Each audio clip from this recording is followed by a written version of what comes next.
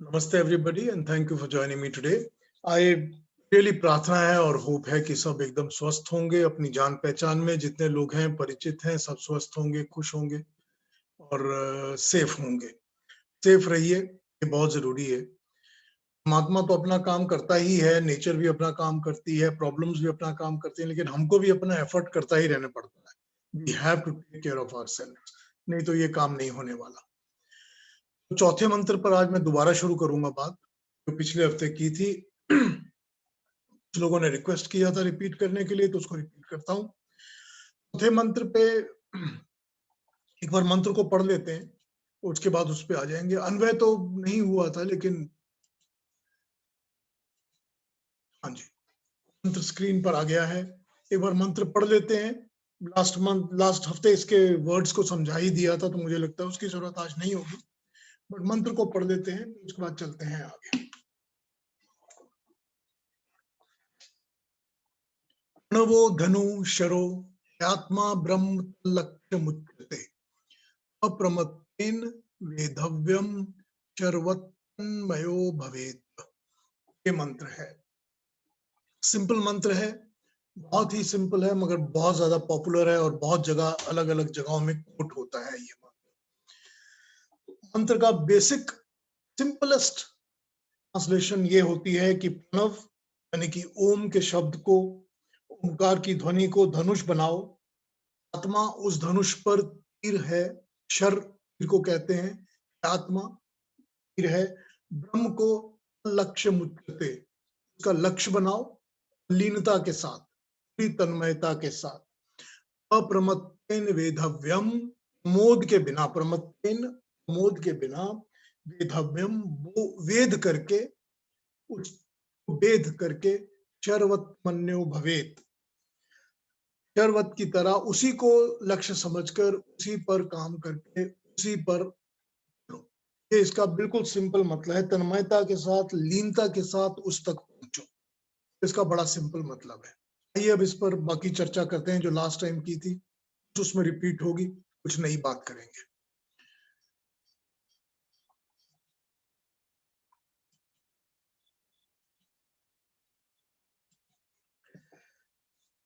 अपनी आत्मा में एकाग्रता यानी कि दृढ़ता के साथ, तन्मयता के साथ उस परमात्मा का नाम जपो, ओम का नाम, उसमें लीन हो जाओ, उसमें तल्लीन हो जाओ, उसे ही अपने जीवन का लक्ष्य समझो। बड़ा सिंपल ये अर्थ इसका बनता है।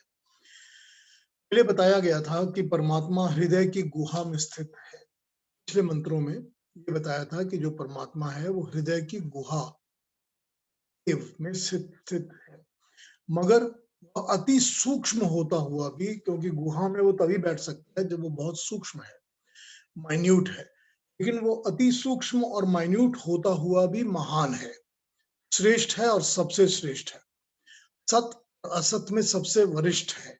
बताया गया ना, ये संभावनाएं सारी उसी की शक्ति से होती हैं, उसी को जानो। बात यह है कि ये जो उपनिषद है, ये सारा का सारा उपनिषद ब्रह्म को जानने के बारे में ही है, क्योंकि यही इस उपनिषद का मुख्य लक्ष्य है। जो शिष्य शौनक अपने गुरु अंगिरा के पास आए हैं, उन्होंने यही पूछा था कि मुझे ऐसी एक विद्या या ऐसा एक ज्ञान दीजिए जिसको जानने से सब ज्ञान प्राप्त हो जाएगा। यही उनका मुख्य अभिप्राय था। तो वो तब से ही, शुरू से ही, जैसे ही ये उपनिषद शुरू होता है, अंगिरा ऋषि उसी ज्ञान के स्वरूप समझा रहे हैं, उसको कैसे अडॉप्ट करना है, उस ज्ञान को, उसको कैसे समझना है, समझकर उसको कैसे समझ के अपने अंदर उसको बैठाना है, और फिर किस तरह से उसको प्राप्त करना है। ये सारी बातें इसी में यहीं पर कॉन्सेंट्रेटेड करके बता रहे हैं। तो सारा उपनिषद ही ब्रह्म ज्ञान और ब्रह्म की विद्या के ऊपर आधारित है।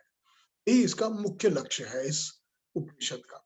तो इसमें वो यही कर रहे हैं, कह रहे हैं कि उन्होंने यहाँ पर 2 कंडीशंस और 4 कोर्स ऑफ एक्शन बता दिए हैं। 2 तो प्री कंडीशंस हैं और 4 हैं कोर्स ऑफ एक्शंस। उनको एक बार देखते हैं कि इसमें क्या कह रहे हैं। लक्ष्य तक अगर पहुंचना है तो ब्रह्म को, परमात्मा को किस तरह से जानना है। तो इसके पहले मंत्रों में तो अंगिरा ऋषि बड़े अलग अलग अलग अलग अलग अलग तरीके से ब्रह्म का परिचय कराते रहे हैं हमको। ठीक है, कभी वो ये बताते हैं कि वो जो ब्रह्म है वो अग्नि की ज्वालाओं की तरह है, कभी वो बताते हैं कि वो जो ब्रह्म है वो लोक और बहुत सारे अलग अलग लोक, तीनों लोक भी और उसके बियॉन्ड के लोक को भी चलाना है, उनमें सब में स्थापित है, चलाता है, सब में स्थापित है और उन सब का व्यापार वही करता है। फिर वो सूर्य को और चंद्र को और उसको पाद और उसको उसकी आंखें और उसका मस्तिष्क, पूरे ब्रह्मांड की एक्सप्लेनेशन करके उसका एक विराट रूप बता देते हैं। फिर विराट रूप के बाद वो ये बता देते हैं कि हमारे अंदर जो सिस्टम्स हैं, सारे शरीर के अंदर जो प्राण है और प्राण के अंदर बाकी की शक्तियां हैं, जो ज्ञान इंद्रियां हैं, इंद्रियों के पीछे जो शक्तियां हैं, आंखों में देखने की जो शक्ति है, कानों में सुनने, ये सब चीजें वो ब्रह्म की परमात्मा की कृपा से चल रही हैं। अंदर का मन और प्राण, ये भी परमात्मा ही कृपा से चल रहा है, बुद्धि है ये भी परमात्मा की कृपा से चल रहा है। वो ब्रह्म का परिचय बड़े अलग अलग फॉर्मेट्स में, अलग अलग तरीकों में देते रहते हैं। दे भी इसीलिए रहे हैं ताकि समझ सकें कि भाई ब्रह्म क्या है। ऐसे पूरे उस विश्व के नियमक, उस विश्व की शक्ति, ब्रह्मांड की शक्ति समेट कर समझ लेना बहुत मुश्किल है, क्योंकि वो परमात्मा भी असीम है, अनंत है, उसको समझना भी बहुत मुश्किल है। इस मंत्र में वो सिर्फ उसका कहा जाए प्रैक्टिकल हाउ बता रहे हैं कि क्या करना है, आपको करना क्या है जो कि आप उस ब्रह्म की प्राप्ति कर सके। वो इस चीज को बता रहे हैं। इतने देर तक उन्होंने ब्रह्म का परिचय दिया था और उन्होंने ये बताया था कि उसी को प्राप्त करना है, प्राप्त भी उसको करना है, यानी कि उसको लेना भी उसको है, अपने अंदर समाना भी उसी को है, और वही है जो कि एकमात्र जानने योग्य है। इतने सारी चीजें बताने के बाद वो अब इस पर आ जाते हैं कि इस मंत्र में कि उसको कैसे अपनाना है या कैसे उसको प्राप्त करना है। जो प्री कंडीशंस हैं, दो प्री कंडीशंस हैं और 4 कोर्स ऑफ एक्शंस हैं। प्री कंडीशन क्या है? पहली प्री कंडीशन ये है कि उसको पाने के लिए, जो उसको पाना चाहता है, जो भक्त है, जो जिज्ञासु है, जो जिसके अंदर वो लालसा है, उसके अंदर प्रमाद नहीं होना चाहिए। अप्रमत्तेन प्रमाद, कॉमनली हम प्रमाद का मतलब समझते हैं आलस, केयरलेसनेस। हम नॉर्मली प्रमाद का मतलब समझ के अप्लाई करते हैं, लेकिन प्रमाद शब्द का जो अर्थ होता है, वो अर्थ होता है कि जब मिथ्या ज्ञान हो, मिथ्या ज्ञान वो प्रमाद है। यानी अविद्या को विद्या समझना और विद्या को अविद्या समझना, अविद्या को विद्या समझना और विद्या को अविद्या समझना, ज्ञान के मार्ग पे चलते रहना। जो अज्ञान के मार्ग पे चलते हैं, यानी कि ज्ञान को ही सही समझते हैं, वो समझते हैं कि जो अज्ञान है यही सच्चा ज्ञान है, वो प्रमाद है। तो पहली प्री कंडीशन तो यह है कि प्रमाद नहीं होना चाहिए, क्योंकि प्रमाद होने से होता क्या है कि मनुष्य सिर्फ भटकता है, वो गलत विद्या की तरफ, गलत ज्ञान की तरफ चलता रहता है। ये प्रमाद से मुक्त होना बहुत जरूरी पहली प्री कंडीशन है। देख लीजिए कि हम लोग सब इस चक्कर में रहते हैं कि मोटा मोटी तरीके में तो ये समझा दिया जाता है हमको, जैसे कि गीता में भी समझाया गया था, प्रकृति और प्रकृति की जो विद्या है वो फाइनल अल्टीमेट ज्ञान नहीं है। तो अपने साथ जोड़ेगी, अभिमान को जन्म देगी, अटैचमेंट्स को जन्म देगी, वो आपको भटकाएगी, वो परमात्मा की तरफ आपका परिचय नहीं कराएगी। ये बड़े मोटे तरीके से बता दिया गया, समझा दिया गया। ठीक, लेकिन उसको जानना भी जरूरी है, उसको जानना बहुत जरूरी है। उसको जाने बिना अगले स्टेप परमात्मा के ज्ञान को आप प्राप्त नहीं कर सकते। तो जो परमात्मा का ज्ञान है वही सच्चा ज्ञान है, वही विद्या है। उसी को जानने पाने के लिए इंसान को जिज्ञासु, इंसान को लालसा होनी चाहिए, ये समझाया गया। अब इसको समझाने के बाद ये बताया गया कि प्रमाद से मुक्त हो जाओ। जो अविद्या है, यानी कि जो प्रकृति से मिली विद्या है, उस अविद्या को फाइनल विद्या, परमात्मा की विद्या मत समझो, बहुत जरूरी है। उसके बाद तो ज्ञान है, यानी कि ज्ञान तो है मगर वो सच्चा ज्ञान नहीं है, उस अज्ञान को ज्ञान मत समझो, ये बता दिया गया। हम आम हर चीज में यही देखते हैं कि हम अज्ञान को ज्ञान समझते हैं। हम अपनी प्रेजुडिसेस के कारण, हम अपने इंक्लिनेशंस के कारण कि हमको ये अच्छा लगता है, ये अच्छा नहीं लगता, या जो हमको समझा दिया जाता है, या हम अपने ब्रेन को ब्रेन वॉश होने के लिए एक्सपोज कर देते हैं, हमारे ऊपर आप इन्फ्लुएंस डाल दीजिए, हम उसी को मानते, उसी को चलते, उसी को समझते हैं। ये बड़ा कॉमन सी चीज है और इसके ऊपर ऑडिट करना बहुत ही मुश्किल होता है, क्योंकि ये सेल्फ ऑडिट बहुत ज्यादा कठिन होता है। जब अपनी असली शक्ल आईने में दिखती है तो बहुत ही भद्दी और गंदी लगती है, तो इसलिए लोग देखते भी नहीं है, सोचते भी नहीं है। लेकिन यही वो बता रहे हैं कि इस प्रमाद से मुक्त हो। अगर प्रमाद से मुक्त नहीं होगे तो परमात्मा की प्राप्ति कभी नहीं होगी। तो फर्स्ट प्री कंडीशन ले की गई है। सेकंड प्री कंडीशन, और प्रमाद से मुक्त कैसे होना है ये सारी की सारी उपनिषद में बता दिया गया है, शुरू से ही बता रहे हैं। शुरू से बता रहे हैं कि कौन सी विद्या को समझो, कौन सी विद्या को छोड़ो, कौन से ज्ञान को समझो, कौन से ज्ञान को छोड़ो, कहाँ कहाँ पर चेक करो, कहाँ पर ऑडिट करो, कहाँ पर उसको और फीड करो, सारा प्रैक्टिकल बता रहे हैं वो शुरू से। शुरू से ये इस मुंडक उपनिषद की बहुत ही ज्यादा कहूं खूबी है, कि बहुत अच्छी बात है ये हर चीज को प्रैक्टिकल लेवल पर समझाता है, एकदम कॉमन प्रैक्टिकल लेवल पर। 12,000, 15,000, 20,000 जितने साल पहले मर्जी लिखा गया हो, जितने मर्जी हजार साल पहले लिखा गया हो, लेकिन इतनी प्रैक्टिकली ये सारी बातें समझाता है जो बिजनेस लेवल पर, स्टूडेंट लेवल पर, प्रैक्टिकल अपने जीवन के लेवल पर हर पर अप्लाई हो जाती है। बहुत प्रैक्टिकली समझाता है। यही बता रहे हैं कि प्रमाद रहित पहली प्री कंडीशन। और दूसरी प्री कंडीशन है स्टेडी अनरफल्ड नेचर, तन्मयता, एकाग्रता, लीनता। को प्राप्त करने के लिए पूरी तरह से स्टडी, एकाग्र, लगन, तप और लगाव बहुत जरूरी है। तो ये दो प्री कंडीशंस बहुत जरूरी है। और ये दो प्री कंडीशंस के बाद चार कोर्स ऑफ एक्शंस क्या बता रहा है। पहला कोर्स ऑफ एक्शन, प्रणव को यानी ओंकार के जाप को, ओम के नाम को अपना मुख्य टूल बनाओ, उसको समझो, उसको धनुष समझो।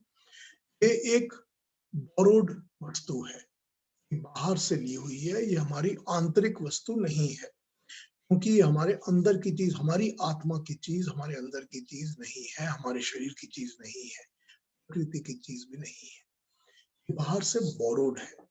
लेकिन ये बोरोड वस्तु क्या है? यह है ओम का नाम, यह प्रणव का जाप, यह है ओम की अवधारणा, उसको समझना, उसको अपने अंदर अपना लेना, ये है ओम। उसको उसको अपना साधन बनाओ, अपना उपकरण बनाओ, उसको अपना धनुष बनाओ, मेन टूल बनाओ उसको। दूसरी एक्शन का कोर्स, अपने आंतरिक सोर्स को, अपने इंटरनल सोर्स को, अपनी आत्मा को, मेरे पास जो भी है उस सारे सर्वस्व को, अपनी मेहनत को, अपनी लगन को तीर बनाओ, बाण बनाओ, उस पर लोड करो, उस टूल के ऊपर जिसको आपने धनुष समझ के पकड़ा था हाथ में, उसके ऊपर अपनी एकाग्रता को, अपनी आत्मा को, अपने अंदर जो भी शक्ति है उसको लोड करो, उसको उसके ऊपर चढ़ाओ, उसको उसके ऊपर लगाओ, ताकि उससे लक्ष्य को प्राप्त कर सको। तीसरा उपकरण, इंटरनल सोर्स, ये जो भी कुछ है ये होना चाहिए पूरी इन्वॉल्वमेंट के साथ। तीर तो चढ़ा दिया आपने ऊपर, लेकिन अगर वो तीर को, कमान को आपने जब खींचा तो पूरी लगन से नहीं खींचा तो तीर तो आधे रास्ते पे चलकर ही गिर जाएगा जमीन पर, तो पहुंचेगा नहीं लक्ष्य पर। तो इन्वॉल्वमेंट, पूरी लगन, पूरी तन्मयता, भटकना नहीं है, दूसरी तरफ ध्यान भी नहीं देना है, लीनता, तन्मयता, पूरा केंद्रित ध्यान। ये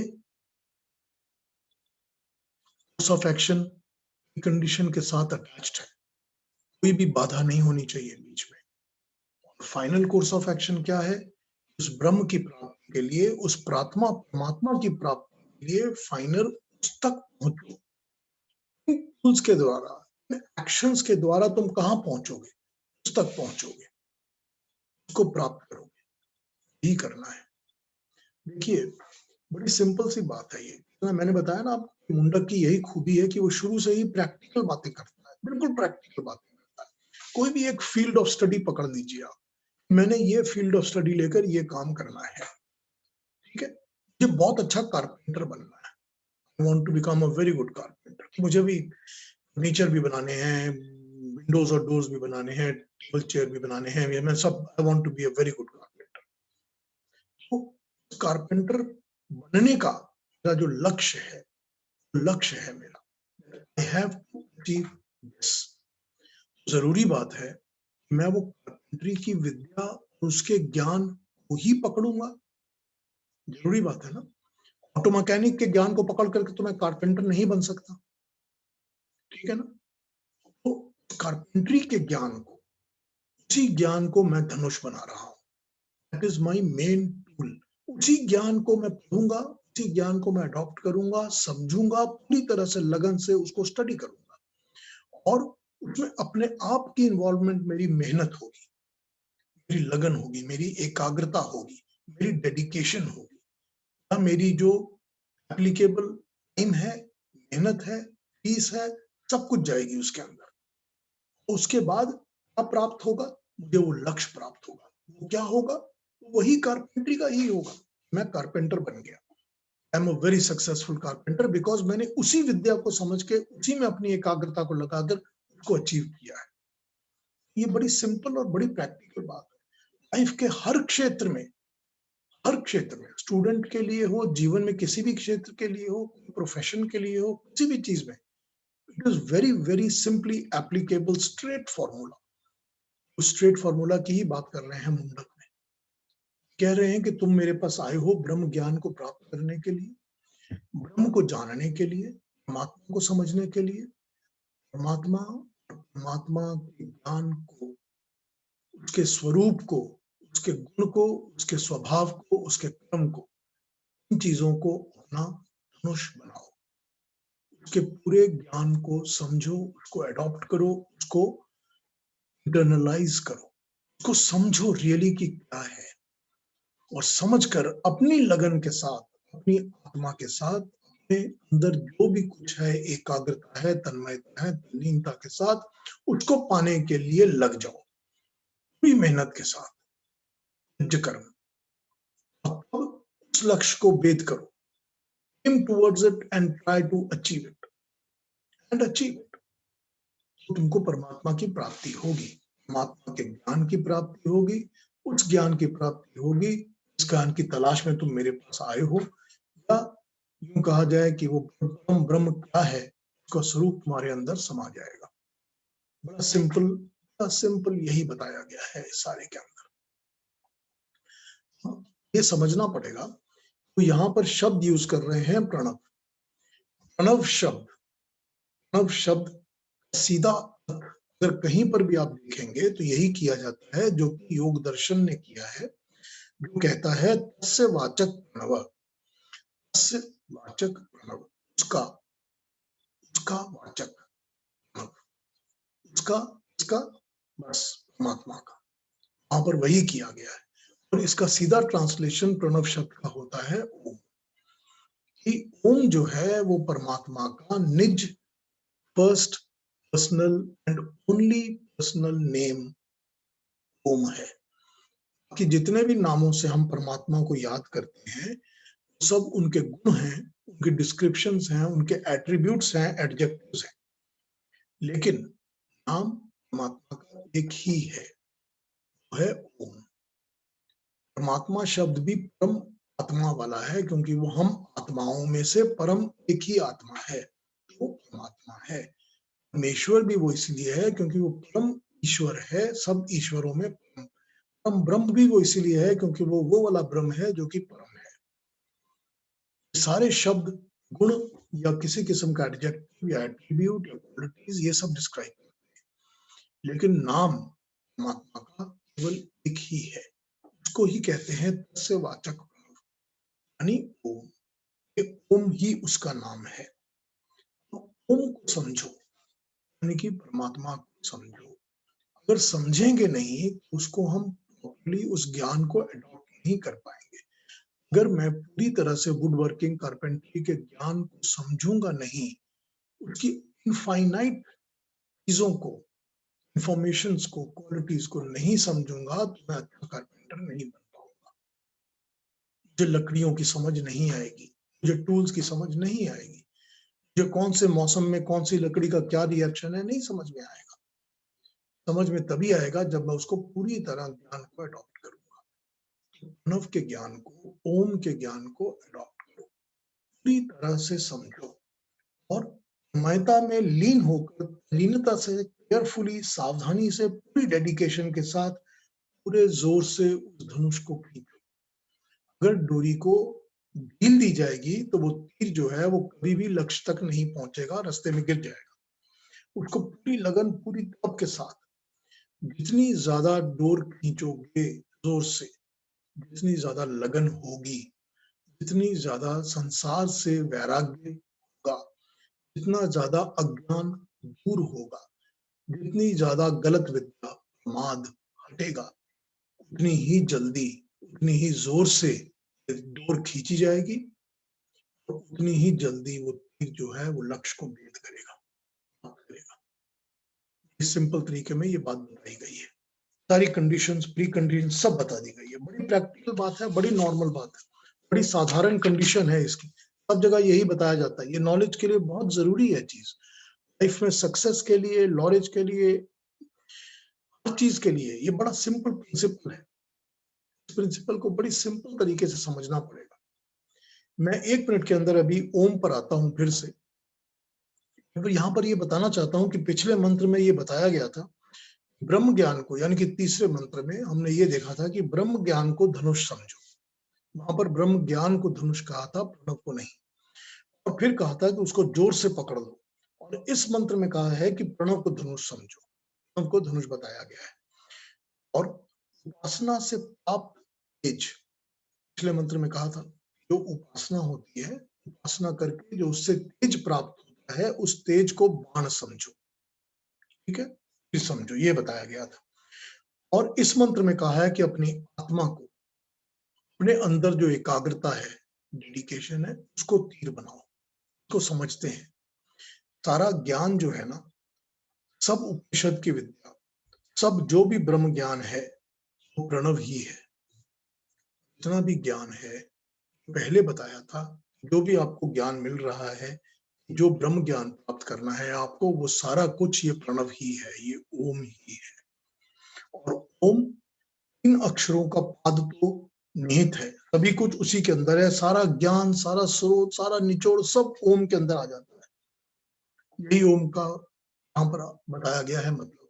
और उपासना, तो उपासना करके प्राप्त किया हुआ था, वो उपासना जो होती है वो मेडिटेटिव कंसंट्रेशन ही देती है। जब मेडिटेटिव कंसंट्रेशन उपासना के प्रैक्टिस से मिलती है, तो उसी को एकाग्रता के साथ इस टूल में अपनी आत्मा को लगाओ, उसी को अपना बाण बनाओ, उसी को तीर बनाओ।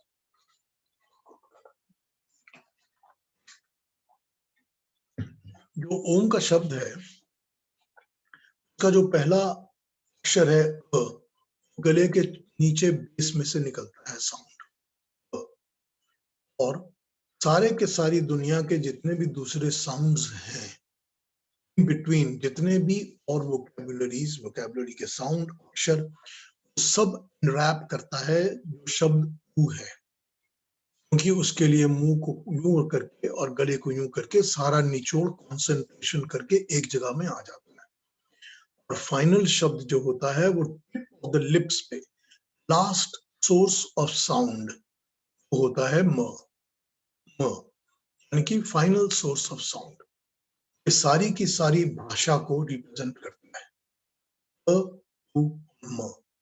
जो अ और उ और उसका enlargement to the power of 3 लिखा जाता है, यानी कि ओ को हमने लार्ज करके 3 के लेवल पर ले आए, ओ इस तरह का। वो सारा का सारा पूरी की पूरी भाषा को, पूरी की पूरी वोकैबुलरी को इंट्रोड्यूस करता है अपने मुंह में, अपने दिमाग में, अपने ब्रेन में। फाइनली जो उसका एंड है वो म है, यानी कि द लिप्स पे फाइनल साउंड ही होता है, म के बियॉन्ड साउंड नहीं होता मुंह से। ये पूरे ज्ञान का प्रतीक है। सारी वाणी का प्रतीक है। जो ज्ञान है वो वाणी से ही मिलता है। हम सबको ज्ञान जो है वो वाणी द्वारा प्राप्त होता है। जो ऋषि बैठ के वेदों को समझते हैं, जानते हैं या अडैप्ट कर पाते हैं या अंदर अपने समा लाते हैं, तो उसको श्रुति कहा जाता है। श्रुति यानी कि जो सुना जा सके, क्योंकि ऋषि जो है वो वेद की वाणी को सुनते हैं, तो उस वेदों को श्रुति कहा जाता है। तो श्रुति भी सुनी जा सकती है जब वो किसी वाणी से उसका उच्चारण किया गया हो, ही जा सके, भी वो श्रुति होती है। वाणी जो होती है वो ज्ञान बांटती है, वो ज्ञान देती है। ये जो ज्ञानी वाणी जो है, ज्ञान देने वाली ही वाणी है। तो इसको ओम का जो सारा विस्तार है, वो सारा का सारा ब्रह्मांड है। सारी की सारी सृष्टि में जितना भी विस्तार है, सारा विस्तार उस ब्रह्मांड, उस परमात्मा का ही है, उस ओम का ही है। यही यहाँ पर बताया है। उसी को अपना लक्ष्य समझो, उसी को अपना लक्ष्य बनाओ। सारा जो इतना विशाल और विस्तार ब्रह्मांड है, शुरू से इस मुंडक उपनिषद आपको बता रहा है, इतना बड़ा जो ज्ञान है, सारा लोक लोकांतरों की बात की है, ब्रह्मांड की बात की है, सूर्य चंद्र की बात की है, द्युलोक, पृथ्वी लोक, अंतरिक्ष लोक, और इसके बाद जो इतने सारे और भी संसार बसे हुए हैं, मिलियंस ऑफ अदर गैलेक्सीज वगैरह, सबकी जो इन्होंने बात की है, ये सारे विस्तार को, सारे एक्सपेंसिव कॉन्सेप्ट को अब कैसे निचोड़ के अपने दिमाग में, अपने मस्तिष्क में लेके आएंगे। आप लाएंगे ही उसी तरह, इन सारे को आप कंसंट्रेट करके, मेडिटेटिव कंसंट्रेशन के साथ एक ओम जाप में जाप कर लो, इसी में समझ लो, क्योंकि सब कुछ इसी में समाया हुआ है। ये इजी हो जाता है कि अगर प्रैक्टिस करनी है तो ओम की प्रैक्टिस इस तरह की जा सकती है। ये इजी वे आउट इस मंत्र में बताया है, प्रैक्टिकल। लेकिन प्रैक्टिकल में भी जाप करते वक्त ये जरूरी है कि उसको समझ के ही उसका जाप किया जाए। जब तक ओम के पूरे ज्ञान की समझ नहीं आएगी, तो उसका विस्तार अपने मस्तिष्क में नहीं आएगा। ये नहीं समझ में आएगा कि मैं जो जाप कर रहा हूं, जो मैं हमेशा ओम ओम कहता हूं, वो ओम है क्या। जब ये समझेंगे, भी ये पूरा दिमाग में बैठेगा और समझ में आएगा। और प्रणव पहला, फर्स्ट, उपसर्ग, फिक्स, उससे पहला, परमात्मा से पहली कोई शक्ति नहीं है, परमात्मा से पहला कुछ नहीं है, उनसे फर्स्ट और कोई भी सृष्टि में कुछ भी नहीं होता। इज द फर्स्ट, अग्रणी, अग्नि मीड़े पुरोहितम, अग्रणी, सबसे पहले चलता है, सबसे पहले जिसकी शक्ति आती है, जो सबसे पहले काम करता है। ये प्रणव जो है वो इंडिकेटिव है, वाचक है ओम शब्द का। ओम का सहारा लो, इसी के स्वरूप को समझो, उसकी धारणा, धारणा का सहारा लो, उसे ही पाना है, वही लक्ष्य है तुम्हारा। Use him as your tool, as your means, because he is the end. वही मीन्स है, वही एंड भी है, मगर उसी मीन्स को यूज करके उसी एंड को तुम प्राप्त कर सकते हो। कारपेंट्री की विद्या को, उसके ज्ञान को यूज करके ही मैं एक सफल और अच्छा कारपेंटर बन सकता हूँ। प्रैक्टिकल, ये उसने यहाँ कहा है, ये ऋषि यहाँ कह रहे हैं, वही एंड है, वही मीन्स है। तो इतने इतने सारे पिछले मंत्रों में बताया था, जब से ये उपनिषद शुरू हुआ है, तब से ऋषि उस परम ब्रह्म की अलग अलग अलग अलग तरीके से पहचान करवा रहे हैं। जब से शुरू हुआ है, ब्रह्म की ही पहचान ऋषि जो है वो अलग अलग तरीके से करवा रहे हैं। अनेक प्रकार से उसकी शक्ति, उनके क्रम, उनके गुण, उनके सारे रूप, उनकी विभूतियां का विशाल विराट रूप, और उनका अति सूक्ष्म रूप जो कि हमारे हृदय के अंदर बैठा रहता है। ये सारी बातें, कॉन्सेप्ट, पूरा ज्ञान जब तक अच्छी तरह से बैठ नहीं जाएगा अपने अंदर, तब तक इस ओम का ज्ञान हमारे अंदर नहीं आएगा। और ये सब समझ नहीं आता तो उसको अपना जरिया, धनुष कैसे बनाएंगे, जब तक हमको समझ नहीं आएगा। उसको पकड़ेंगे कैसे और उसकी यूसेज को कैसे समझेंगे, उस टूल को हमको करना क्या है, उसकी इंस्ट्रक्शन मैनुअल क्या है, यही है, उसका ज्ञान जब समझ में आएगा तो हमको अब समझ आएगा कि हमको उसी को लक्ष्य करना है। तो इस ओम को अपना टूल बनाओ, अपना मुख्य धनुष इसी को बनाओ। यही एक गहरे चिंतन और मनन का विषय है हम सब के लिए, हर एक मैनकाइंड के लिए, हर हर पीढ़ी में, हर समय, हर लोगों के लिए जो भी इन विद्याओं को अडॉप्ट करने की चेष्टा करते हैं, को फॉलो करते हैं, उनके लिए यही एक चीज है जो सबसे गहरी चिंता मनन का विषय है। मैं उस ओम के स्वरूप को कैसे पहचानूं? मैं उस परमात्मा के कौन से स्वरूप को कैसे, कितना विस्तार, कितना सूक्ष्म, कितना बड़ा, विराट, कैसे समझूं? समझकर उस पर अपनी मेडिटेटिव कंसंट्रेशन कैसे लेकर आऊं? मेरी अपनी एकाग्रता तो है, मेरी आत्मा तो है, जो कि उसको पाने के लिए तड़प रही है, जो कि उसको पाने के लिए पूरी लालसा के साथ लगी हुई है। लेकिन उस कॉन्सेप्ट को मुझे कैसे समझना है, उसके स्वरूप को, उसके गुणों को कैसे समझना है, उसकी शक्ति को कैसे पूरी तरह से समझना है। हम सभी लोग प्रार्थना करते हैं, पूजा पाठ करते हैं, सभी करते हैं।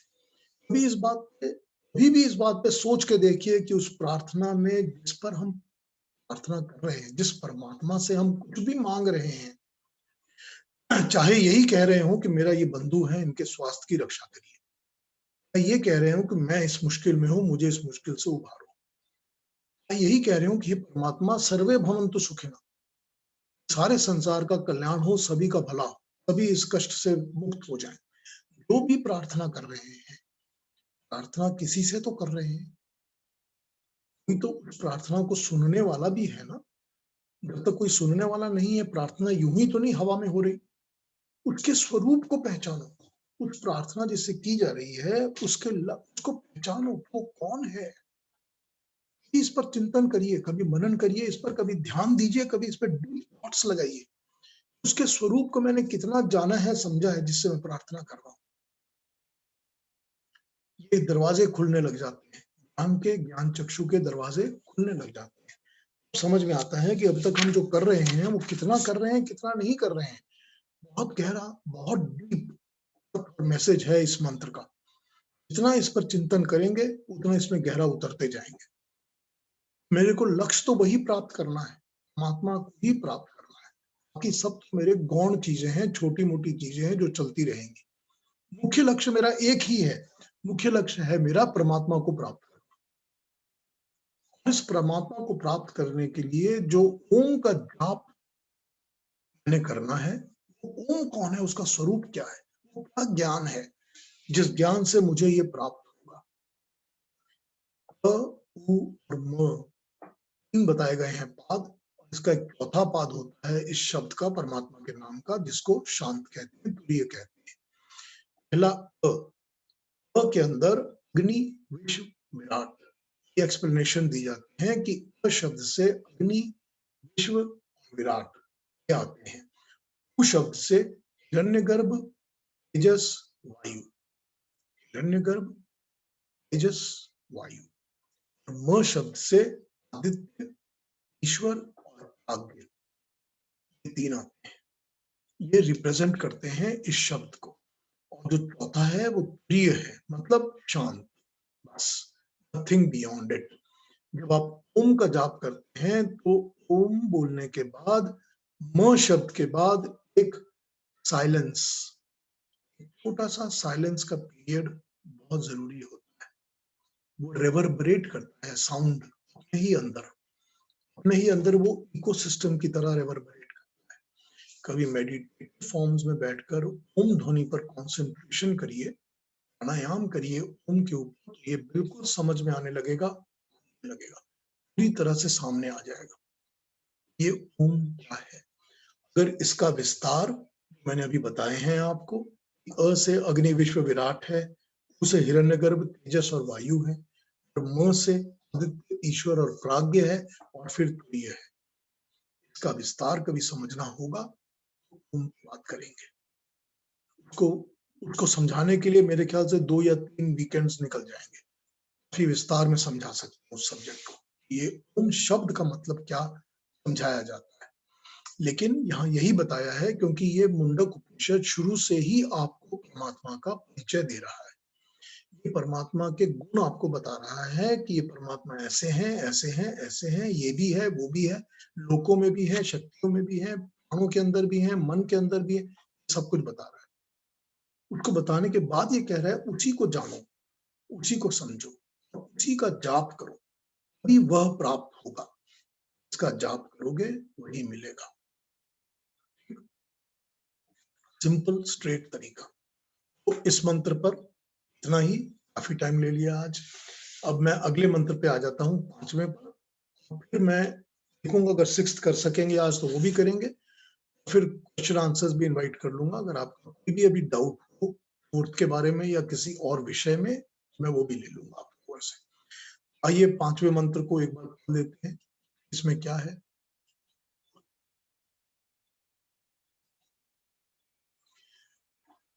ये मेरे साथ देख लीजिए 5th मंत्र को।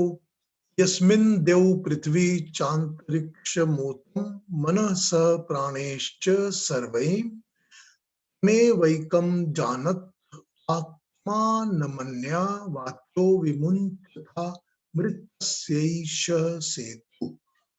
ये मंत्र है। इस मंत्र के अन्वय कर लेते हैं, इन शब्दों को समझ लेते हैं, फिर इसका अर्थ समझेंगे। यस्मिन, इस ब्रह्म में, ब्रह्म पुरुष में, देव द्युलोक, प्रकाश वाले समस्त लोक, पृथ्वी पृथ्वी लोक, यानी वो लोक जो प्रकाश वाला नहीं है, प्रकाश रहित है, और अंतरिक्ष यानी आकाशीय लोक, तीनों लोक, सारा ब्रह्मांड, उत्तम, उत्प्रोत, व्याप्त, ठीक, समर्पित, मनः मन, सह सात, प्राणों सारे प्राण, सब प्राण, हर वस्तु का प्राण, और सर्वे सारे, सभी, एव एकम, में वैकम, एव एकम, उस ही एक को जानत, जानो, आत्म आत्मनम, आत्मनम, परमात्मा को, अन्य दूसरा, उससे भिन्न, वाचह वाणी को, बातों को, विमुंचत, छोड़ दो, चर्चा में मत लाओ, विमुंचत मतलब चर्चा में वी मत लाओ। अमृतस्य, अमृत के लिए, मोक्ष के लिए, एषः यही, यही ज्ञान परमात्मा का सेतु, सेतु है, पुल है, तो सागर से पार लगाने वाला पुल है, ब्रिज है, सेतु है। ये इसका अर्थ हुआ। ये इस मंत्र को समझते हैं कि क्या कह रहे हैं ऋषि। अब द्यू, पृथ्वी, अंतरिक्ष, तीनों लोक, पूरा ब्रह्मांड एवं मन तथा सभी प्राण, यह पिंड और सब जो ब्रह्म के ताने बाने हैं, तो इधर उधर हर तरफ ओत प्रोत है, फैला हुआ है, उसी आत्मा को, उसी परमात्मा को पहचानो, अन्य बातों को छोड़ दो। वही इस संसार रूपी भव सागर से पार पाने का सेतु है। ठीक है, इसका सिंपल मतलब है सभी कुछ आश्रय स्थान, हर चीज की फाइनल रेस्टिंग प्लेस, हर चीज का एस्टैब्लिश्ड, सब कुछ परमात्मा का ही है। केवल उसी को जानो, बाकी सब कुछ छोड़ दो। यही है जो पार लगाएगा, कुछ भी पार नहीं लगाएगा। एक एक होता है आश्रय, यानी कि आश्रय जहां मिलता है, और एक होता है आश्रित, जो कि आश्रय को लेना चाहता है। ठीक, फिर वो आश्रय का स्थान, उसका काल, बाकी सब भी है। ये सारा आश्रय स्थान उसी परमात्मा, उसी ब्रह्म का है, सारी व्यवस्था भी उसी की है। जो भी आश्रय लेना चाहता है और आश्रय को ढूंढ रहा है, वो सारी शक्तियां उस ढूंढने के सहारे सब उस परमात्मा के ही दिए गए हैं। भटकना कैसा, क्यों इधर उधर देख रहे हो, क्यों भटक रहे हो, भटकने की कोई आवश्यकता ही नहीं है।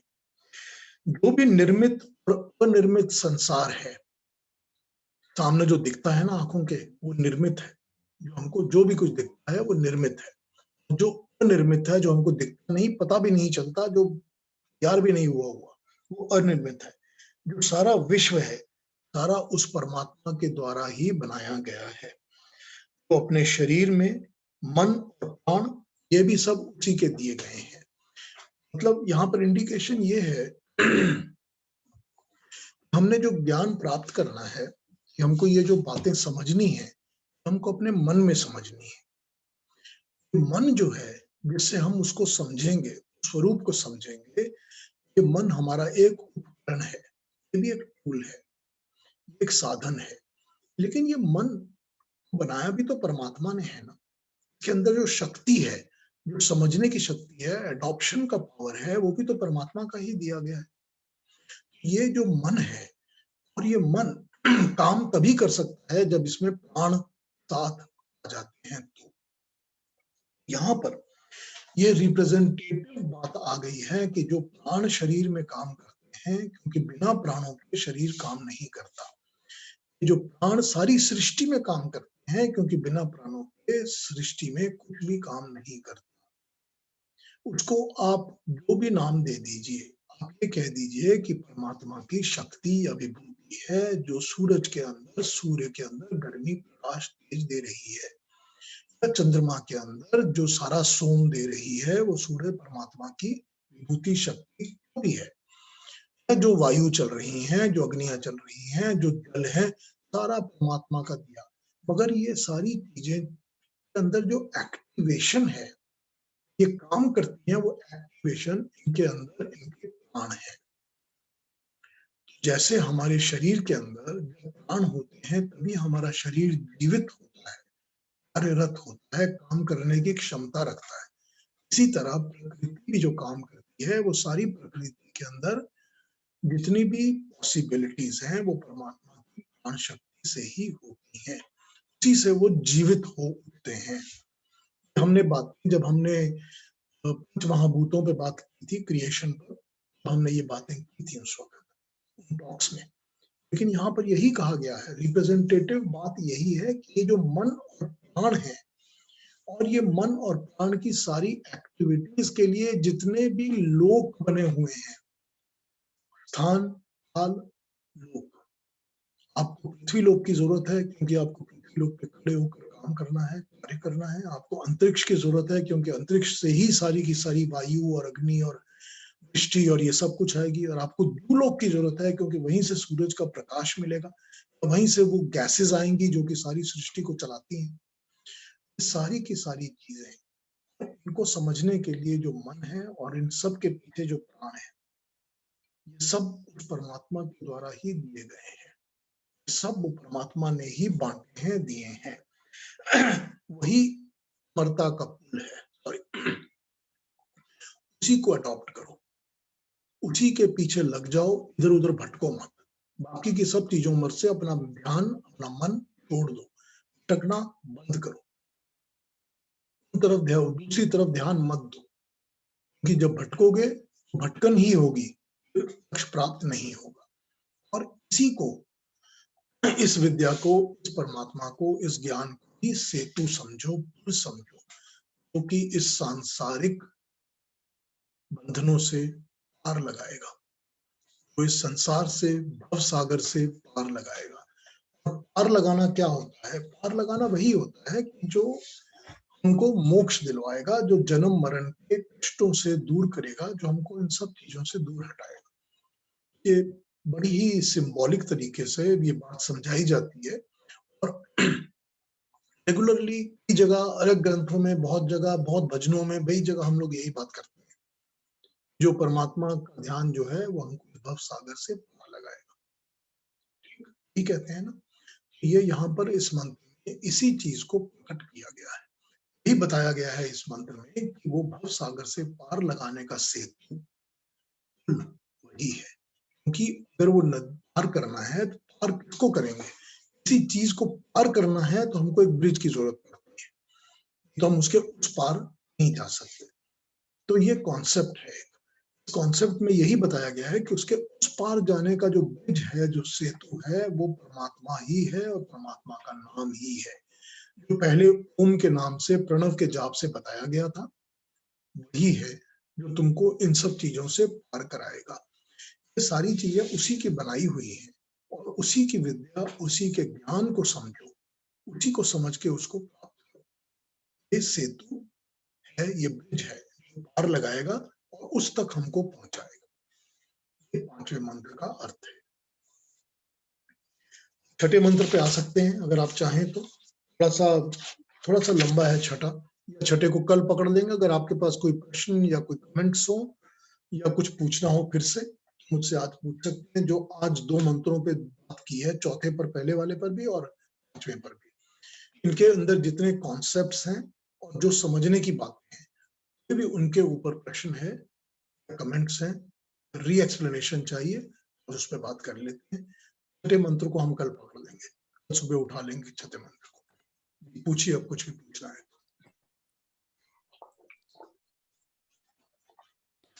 पीयूषी, मुझे ये फिर से समझना है, पिछले बार भी मैंने ये प्रश्न किया था आपसे, और थोड़ा और स्पष्ट रूप से समझना है कि जैसे मैंने जैसे समझा कि परमात्मा और आत्मा दोनों ही आपकी वॉइस शरीर में कट है, रही क्योंकि है। परमात्मा सर्वंतर्यामी है। जैसा केतु जी आपकी वॉइस कट रही है, मेरी सुन नहीं वॉइस रही, करती, सुन नहीं रहा। अच्छा अच्छा, तो अ, मैं देख रहा हूँ, ठीक है क्या? अभी आवाज आ रही है मेरी? इस वक्त तो आई है ये, मेरी आवाज आ रही है आपको? आ रही है, इस वक्त आ रही है। अच्छा, फिर से मैं बोलता हूँ। हाँ, तो कुछ सिग्नल का कुछ प्रॉब्लम हो सकता है। तो ये है कि आपने कहा था कि जैसे परमात्मा सर्वंतर्यामी है, तो परमात्मा अपने शरीर में है और जीवात्मा भी, आत्मा भी शरीर में है। तो ये क्या जन्म के समय आत्मा और परमात्मा दोनों शरीर में प्रवेश करते हैं, और मृत्यु के समय आत्मा और परमात्मा दोनों शरीर से बाहर जाते हैं? इस पर कुछ थोड़ी-सी टिप्पणी करिए तो ठीक रहेगा। देखिए, समझाया समझाया इस तरह जाता है कि जो सूक्ष्म वस्तु होती है वो अपने से स्थूल वस्तु के अंदर प्रवेश कर सकती है। ठीक है, इसको यूं समझिए कि जो पानी होता है वो क्योंकि सूक्ष्म होता है, तो मट्टी के ऊपर, रेत के ऊपर, किसी भी चीज पर आप डालते हैं तो उसके अंदर प्रवेश कर जाता है। या इसको यूं समझिए, हुँ, जैसे मनुष्य के जो शरीर है उसके अंदर जैसे प्राण जा सकते हैं, क्योंकि प्राण सूक्ष्म होते हैं। प्राण कोई सॉलिड मोटी चीज नहीं होती जो कि अंदर नहीं जा सकती, लेकिन क्योंकि वो सूक्ष्म होते हैं तो शरीर के अंदर धारण हो सकते हैं। या यूं कहा जाए कि जैसे आप पानी को जब बॉइल करते हैं तो उसके अंदर जो हीट होती है, क्योंकि अग्नि ज्यादा सूक्ष्म होती है, तो उस पानी में समाकर पानी को गर्म कर सकती है। बिल्कुल इसी तरह, क्योंकि परमात्मा सबसे सूक्ष्म वस्तु है संसार में, तो सर्वव्यापक हो सकती है। सभी चीजों के अंदर वो परमात्मा की सूक्ष्मता के कारण परमात्मा की शक्ति समा सकती है, समा जाती है। अब ये प्रश्न कि जब आत्मा आती है तभी परमात्मा साथ आता है, आई बिलीव कि यस, कि जब शरीर के अंदर आत्मा का प्रवेश होता है, यानी कि जब शरीर के अंदर प्राण आत्मा एक साथ स्टैब्लिश हो जाते हैं गर्भ के अंदर, दैट इज द टाइम जब उसके साथ साथ परमात्मा भी शरीर में आता है। लेकिन लेकिन यहाँ पर यह भी समझना पड़ेगा कि वो शरीर अगर माँ के गर्भ के अंदर बन रहा है, तो ये बात तो पक्की है कि उस वक्त माँ में भी और माँ के गर्भ में भी परमात्मा है, क्योंकि वो सूक्ष्म है तो हर जगह है। जब हर जगह है तो वो गर्भ में पहले से ही है, उसको वहां आने के लिए आत्मा की या प्राण की जरूरत नहीं पड़ती, उनकी सहायता की जरूरत उसको नहीं पड़ती। वो पहले से ही वहां पर है, स्थापित है, प्रवेश पा चुका है, क्योंकि वो सर्वव्यापक है। सर्वव्यापक जो हर जगह व्याप्त रहता है, प्रेजेंट रहता है, ऑल द टाइम, एवरीवेयर। तो उस माँ के गर्भ में, उस माँ के शरीर में परमात्मा पहले ही व्याप्त है, पहले ही पहुंचा हुआ है। उसको फिर मनुष्य की जीवात्मा की या प्राण की सहायता की जरूरत नहीं पड़ती। Does that answer your question? हाँ, ठीक है। तो बस यही है, अंत में जब मृत्यु के समय आत्मा निकलती है, तो परमात्मा भी निकलता है शरीर से, क्योंकि शरीर तो मृत हो जाता है। तो नहीं, मृत तो तब होता है जब आत्मा और प्राण शरीर को छोड़ देते हैं। राइट। लेकिन अब वो, क्योंकि परमात्मा तो सर्वव्यापक था, उसको निकलने की जरूरत ही नहीं है, वो तो हर कण में बैठा हुआ है। वो उस मृत शरीर के अंदर भी परमात्मा की शक्ति तो है ही, क्योंकि वो सर्वव्यापक है। कंडीशन तो आप दे नहीं सकते कि भाई पेड़ के अंदर तो परमात्मा है लेकिन पत्थर के अंदर नहीं हो सकता। हाँ। अगर वो सर्वव्यापक है तो आप कंडीशन तो दे ही नहीं सकते। अगर सर्वव्यापक परमात्मा हर जगह, हर स्थान पे, हर कण में है, तो वो ईंट पत्थर के कण में भी है जितना कि वो पेड़ के कण में है, जितना वो जीवित शरीर के कणों में है, जितना वो मृत शरीर के कणों में भी है। उसको कहीं जाने की जरूरत नहीं है। तो वो परमात्मा हर वक्त, हर जगह, हर समय सदा मौजूद है, सदा विद्यमान है। Always present, omni present everywhere. Right. ठीक है, गुड। ठीक है, अच्छा, ठीक। और प्रश्न पूछिए, कोई और बात किसी के दिमाग में हो तो पूछिए।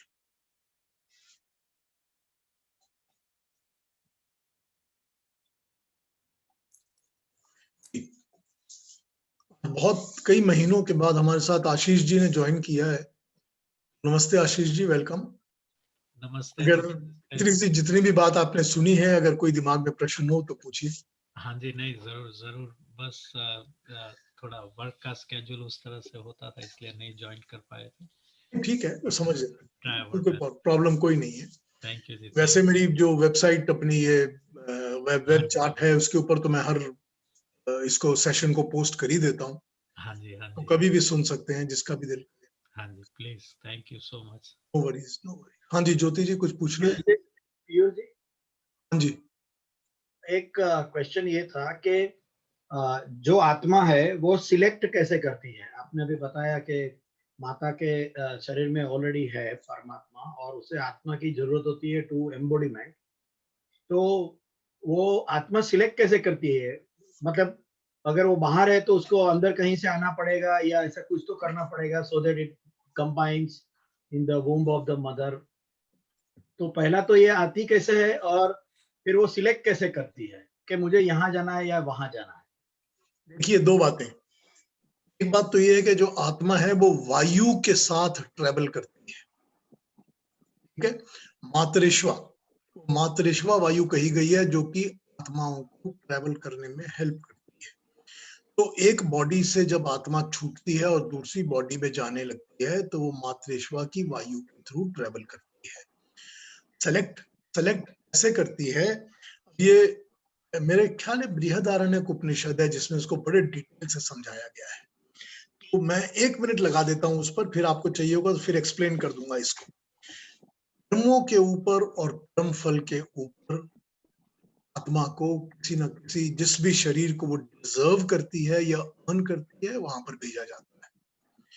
तो आपके अंदर, मेरे अंदर हमारे जो कर्म हैं और हमको जो उनके कर्म फल, पुराने पेंडिंग ड्यूज हैं, वो लेने के लिए जिस शरीर के अंदर हमको ये अपॉर्चुनिटी मिलेगी और जो भी हमारी एक्सट्रीमली बर्निंग डिजायर्स होंगी तो हमको लेनी ही लेनी है, वो डिजायर्स जहां पर हमको मिल सकेंगी। मुझे अगर किसी एक वस्तु की बहुत ज्यादा आवश्यकता है, मेरे अंदर अभिमान इतना है कि मुझे और अभिमान चाहिए, वो जो शरीर मिल जाएगा जिसमें मुझे और भी ज्यादा ये चीजें मिलनी शुरू हो जाएंगी और उनके साथ साथ पुराने कर्म और कर्म फलों का मुझे बिना देना जो भी है, बैलेंस है, वो मिलने का, देने का अपॉर्चुनिटीज मिलनी शुरू हो जाएंगी। They may not be all 100%, but whatever closest I can get at this time. तो मेरी आत्मा को डिपेंडेंट राइट ऑफ सिलेक्शन नहीं होता नॉर्मली। ये सिलेक्शन जो है ये परमात्मा जो है अपने क्रम से, अपने द्वारा, अपने न्याय, जस्टिस के द्वारा वो शरीर को डिसाइड करके कि इस शरीर में कर्म फल और कर्म मिलने की अपॉर्चुनिटी है, तो वो उसमें जन्म देता है। तो योनि होती है कि मुझे मनुष्य का शरीर मिलेगा, मेल मिलेगा, फीमेल मिलेगा, अच्छा परिवार मिलेगा, बुरा परिवार मिलेगा, गरीब देश मिलेगा, धनी मिलेगा, या मैं घोड़ा बनूंगा या गधा बनूंगा या मैं डॉग बनूंगा या कैट बनूंगा या बर्ड। ये सब चीजें कर्म और कर्म फल पर ही आधारित होती है। बहुत क्लियरली इसको डिफाइन किया गया है गीता के अंदर। ये सब चीजें अर्न करनी पड़ती हैं। What do you deserve, what have you done that you should be given a human form. If you have not done justification कि मुझको ह्यूमन का शरीर मिले, why should you be given a human शरीर। ये चीजों को अर्न करना पड़ता है। कौन से सुख आपको मिलेंगे, आप सुखों के लिए किया क्या है जो आपको मिले, ये सुखों को डिजर्व करना पड़ता है। मुझे जो आंखें हैं, नाक है, कान है, सब अच्छी तरह मिलेंगे कि मेरा सब काम कर रहा है, डिजर्व करना पड़ता है। सो आत्मा जो है वो शरीर को सिलेक्ट नहीं करती, आत्मा को शरीर पे भेज दिया जाता है परमात्मा के न्याय के सिस्टम के द्वारा, जस्टिस के सिस्टम के द्वारा, और वो शरीर को ही उस आत्मा को अडॉप्ट करना पड़ता है। मैंने एक बार शायद पहले इस पर बात की थी कि यूजुअली जन्म से पहले या जन्म के साथ साथ दोनों बातें चलती हैं यहाँ पर। ठीक गर्भ से निकलने से पहले और ठीक गर्भ से निकलने के बाद, इमीडिएटली बिफोर, इमीडिएटली आफ्टर। जो भी शरीर होता है, शरीर का जो मॉड्यूला ओब्लंगाटा होता है, यानी कि सिर के पीछे वहां पर रीढ़ की हड्डी और सर एक साथ मैच करके बैठते हैं। ह्यूमन बीइंग अकेला होता है जिसकी रीढ़ की हड्डी सीधी और उसके ऊपर सीधा सर बैठा होता है, बाकी किसी का नहीं होता। सबके स्लांट होते हैं, टेढ़े होते हैं, ऐसे होते हैं, यूं होते हैं। सिर्फ ह्यूमन बीइंग होता है जिसका स्ट्रेट होता है। लेकिन हर एक का मॉड्यूला ओब्लंगाटा के अंदर एक ज्ञान पूरी तरह से परमात्मा दे देता है कि तुम्हारा शरीर ये है और तुम इस तरह से जन्म ले रहे हो। तो जन्म लेने के साथ साथ जैसे ही वो शरीर से मां के गर्भ से निकलता है, उसको पता होता है कि मुझको अपने 4 पैरों पे खड़ा होना है, या मुझको भाग भाग के समुद्र की तरफ जाना है जैसे कि टर्टल्स करते हैं, या मैं मछली का जन्म ले रहा हूं तो मुझे पानी के अंदर ही तैरना है, या मैं मनुष्य का जन्म ले रहा हूं तो मुझे माँ बाप जो भी हैं वो मेरा पालन पोषण करने वाले हैं। ये ज्ञान, परमात्मा का ज्ञान हर शरीर के अंदर हर आत्मा को उसके साथ साथ, उनके साथ साथ ही मिल जाता है इमीडिएटली। यही परमात्मा का ज्ञान है जो वो बांटता है और देता है। तो अब आत्मा ट्रैवल कैसे करती है एक शरीर से दूसरे शरीर में, और क्यों ट्रैवल करती है, ये इसको भी 1 मिनट लगा लेता हूं, फिर अगर आपका प्रश्न होगा तो कल इस पर आंसर भी करूंगा। ऐसे 2 पांव वाले कीड़े होते हैं, 2 पांव वाले कीड़े यूं होते हैं जो एक पांव कहीं रखते हैं और फिर वो दूसरे पांव से ऐसे ऐसे ढूंढते रहते हैं जगह, और जहां मिलती है तो पिछला पांव उठा के फिर ऐसे आ जाते हैं, फिर यूं चलते हैं। 2 पांव वाले कीड़े पिछला पांव एक जगह ठहरा के बैठा लेते हैं, अगले पांव से सेंस करके इधर उधर ढूंढते रहते हैं कि अगला पांव मैंने कहाँ रखना है। बिल्कुल आत्मा का यही स्वरूप होता है। एक शरीर के अंदर उसका पिछला पांव बैठा रहता है, अगले पांव से वो अपनी अगली कर्म भूमि ढूंढता रहता है, मुझे कहाँ पर कर्म मिलेंगे, कर्म के फल मिलेंगे। जैसे ही वो दूसरी जगह परमात्मा उसके लिए नियमित करता है, वो फ्रंट फीट वहां रख के बैक फीट उठा लेता है। बैक फीट उठा लेता है मतलब शरीर को छोड़ देता है जहां पर वो इतनी देर बैठा हुआ था, और नए शरीर में जाके बैठ जाता है। ठीक जैसे 2 पांव वाला कीड़ा मूवमेंट करता है, समझाया गया है। आई थिंक बृहदारण्यक में है ये चीज, इस तरह से समझाई गई है। आत्मा इसी तरह से मूव करती है।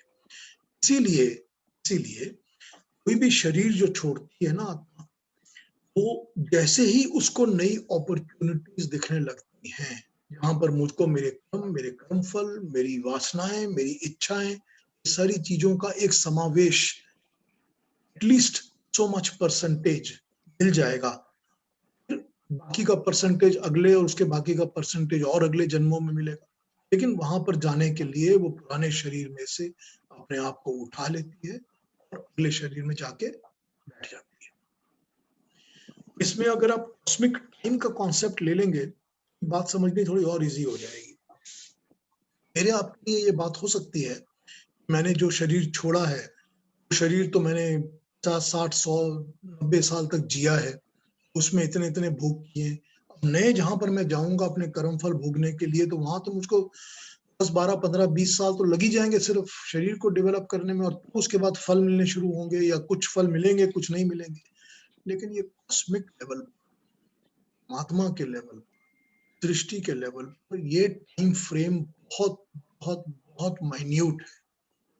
अगर मैंने आपने दोनों ने अपने पिछले 1000 जन्मों की बात करनी है, 1000 लाइव्स हम जी चुके हैं, हमने ये जन्म लिया, ये जन्म लिया, ये जन्म लिया, ये जन्म लिया, ये जन्म लिया, और हर जन्म में हम 60, 70, 80, 90 सालों तक जिए थे, तो उसमें फिर ये छोटा सा टाइम फ्रेम 10 साल, 12 साल, 15 साल मतलब नहीं रखता। और वैसे भी सृष्टि में कितने ऐसे जीव होते हैं जो जन्म लेते हैं और उनकी जो लाइफ होती है वो लाइफ स्पैन ही बहुत छोटा होता है। एक कीड़ा जन्म लेता है, सुबह और शाम तक मर जाता है, फिर वो फिर जन्म लेता है और फिर मर जाता है, फिर जन्म लेता है, फिर मर जाता है। इसी तरह से ऐसे कितने कितने माइन्यूट जीव होते हैं जो 2 घंटे 3 घंटे शायद उससे भी कम जिंदा रहते हैं, फिर खत्म हो जाते हैं, फिर जिंदा लेते रहते हैं, मरते रहते हैं, जीते रहते हैं, मरते रहते हैं। ठीक है ना? एक चिकन जन्म होता है, जन्म होने के मैक्सिमम 4 वीक्स से 6 वीक्स के अंदर मर जाती है, को खा लिया जाता है। उसकी कितनी लंबी आयु है, लेकिन उसने भी तो एक टाइम स्पैन अंडे के अंदर स्पेंड किया है, उसने भी जन्म लिया है, जन्म लेने के बाद उसके भी कर्म है, कर्मफल है। ये कॉन्सेप्ट को समझा जाना पड़ता है कि परमात्मा और उसके न्याय के सिस्टम के लिए और सृष्टि के लिए time frame has not much relevance. वो तो नहीं कह सकता नॉट मच रेलेवेंस। इसी के अंदर हम सब घूमते रहते हैं और हमारी आत्माएं शरीरों को धारण करती हैं और धारण करके फिर कर्मों को भोगती है, फिर दोबारा नए शरीर को प्राप्त करती है कर्म फल के हिसाब से। इसीलिए जितनी भी भारतीय विद्याएं हैं या हमारे हिंदू धर्म की विद्याएं हैं, हमको यही बताती हैं कि इस कष्ट से, जन्म मरण के झमेले से, बार बार किसी के गर्भ में जाके बैठने से, सारे संसार की अटैचमेंट्स, दुख, झमेले, सारे प्रॉब्लम से, बुढ़ापे से, बूढ़े शरीर से, इन सब चीजों से छूटने का एक ही तरीका है, वो है जन्म मरण का बंधन छोड़ दो, मोक्ष को प्राप्त करो, मुक्ति को प्राप्त करो, परमात्मा को। यही रीजन है, यही कारण है। होप मैंने आपके क्वेश्चन को आंसर किया है, और इस पर और विस्तार चाहिए होगा तो पूछ लीजिए, मैं फिर दोबारा बात कर लूंगा इसके ऊपर, पूरा इन डिटेल और भी इन डिटेल समझा दूंगा। या आपने अच्छा समझाया, मगर उससे और ज्यादा क्वेश्चन खड़े हो गए तो बाद में बात करेंगे हम। ठीक है, ऐसा करते हैं, ये जो क्वेश्चंस जो भी हैं आपके मन में, इनके बारे में कल फर्स्ट सेशन पे यही पूछ लीजिएगा। ठीक है, हम धीरे धीरे जाएंगे क्योंकि आप जो बताते हैं वो डीप है और उसको समझने के लिए चिंतन और मनन जरूरी है।